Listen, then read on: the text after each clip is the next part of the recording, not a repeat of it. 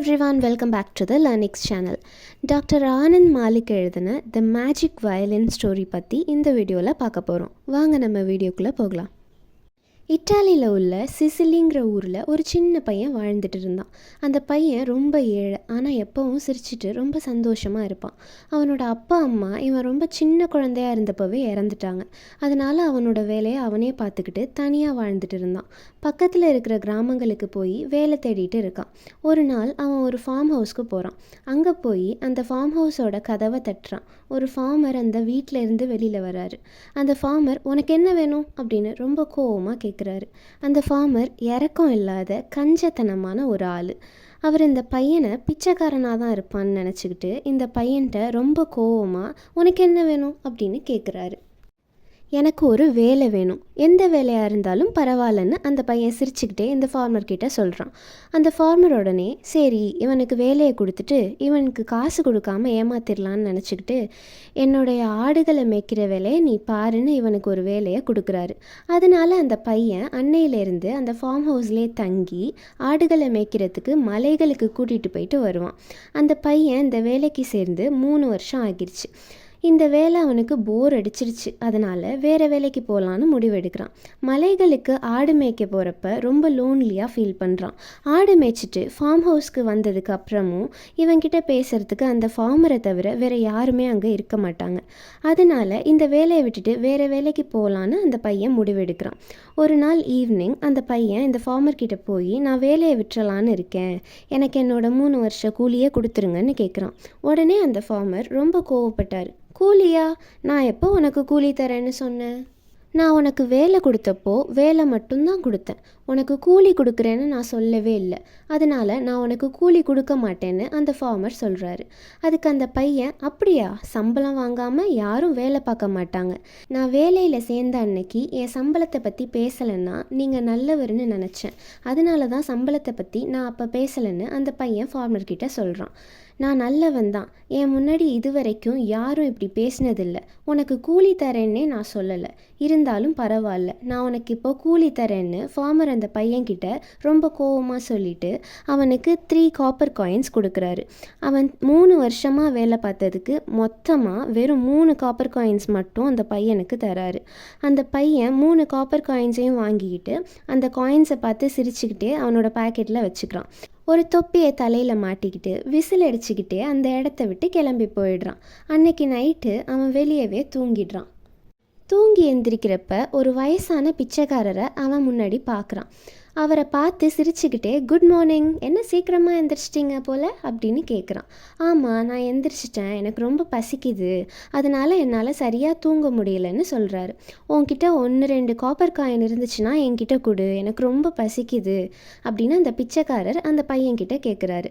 அந்த பையன் அவனோட பாக்கெட்டுக்குள்ளே கையை விட்டு 3 காப்பர் காயினையும் எடுக்கிறான். அந்த 3 காப்பர் காயினும் அவன் 3 வருஷமாக கஷ்டப்பட்டு சம்பாரித்த காசு. அந்த 3 காயினையும் பிச்சைக்காரர்கிட்ட கொடுத்துட்டு இந்த 3 காயினும் சம்பாதிக்கிறதுக்கு எனக்கு 3 வருஷம் ஆச்சு, ஆனாலும் பரவாயில்ல, என்னால் திரும்பி போய் ஆடு மேய்ச்சி இந்த காயின்ஸை சம்பாரிச்சிக்க முடியும், இதை இப்போ நீ வச்சுக்கோன்னு சொல்லி அந்த பிச்சைக்காரர்கிட்ட அந்த 3 காயின்ஸையுமே அவன் கொடுத்துட்றான். அந்த 3 காயினையுமே அந்த பிச்சைக்காரர் வாங்கின உடனே அவர் தோளில் மாட்டியிருந்த பழைய சாக்கு பை கீழே விழுந்துருது. அந்த பை கீழே விழுந்த இடத்துல பிளாக் கலரில் ஒரு வெல்வெட் கிளாத் தோன்றுது. அது ரொம்ப விலையுயர்ந்த ஒரு துணி. பிச்சைக்காரர் அந்த பையன்கிட்ட நீ ரொம்ப நல்ல பையனாக இருக்க, நான் பிச்சைக்காரன் கிடையாது, நான் ஒரு ஏஞ்சல், என்னால் உனக்கு 2 கிஃப்ட் கொடுக்க முடியும் அப்படின்னு சொல்கிறாரு. உனக்கு என்ன வேணும்னு கேளு அப்படின்னு அந்த பையன்கிட்ட இந்த ஓல்டு மேன் சொல்கிறாரு. அந்த பையன் கொஞ்ச நேரம் யோசிச்சுட்டு எனக்கு ஒரு வயலின் வேணும், அந்த வயலினை வாசிக்க ஆரம்பித்தோன்னே வயலின் சவுண்டை கேட்குறது எல்லாரும் டான்ஸ் ஆட ஆரம்பிச்சிடணும், அந்த மாதிரி ஒரு மேஜிக் வயலின் வேணும்னு கேட்குறான். அது கூடவே ஒரு கன்னும் வேணும். அந்த கன் எப்படி இருக்கணும்னா எதை எய்ம் பண்ணி சுட்டாலும் அது எய்ம் தப்பாமல் கரெக்டாக சுடுற மாதிரி ஒரு கன் வேணும் அப்படின்னு கேட்குறான்.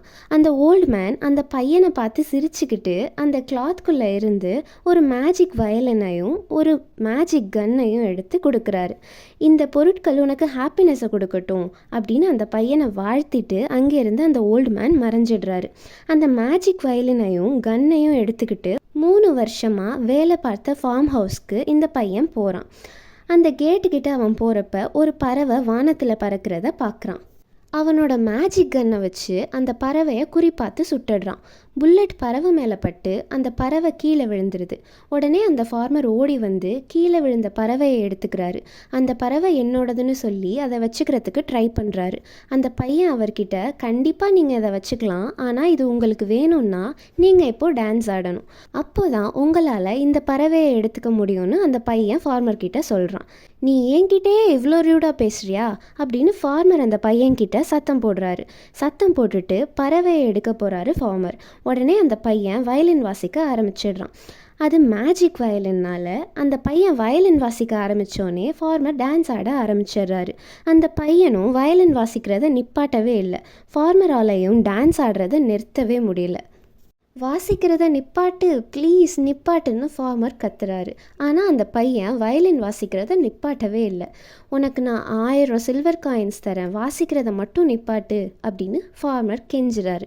அந்த பையன் அப்பையும் வாசிக்கிறத நிப்பாட்டாமல், ஃபஸ்ட்டு அந்த 1000 காயின்ஸை எனக்கு கொடுங்க, அப்புறம் நான் வாசிக்கிறத நிப்பாட்டுறேன்னு சொல்கிறான். அதனால ஃபார்மர் டான்ஸ் ஆடிக்கிட்டே வீட்டுக்குள்ளே போகிறாரு.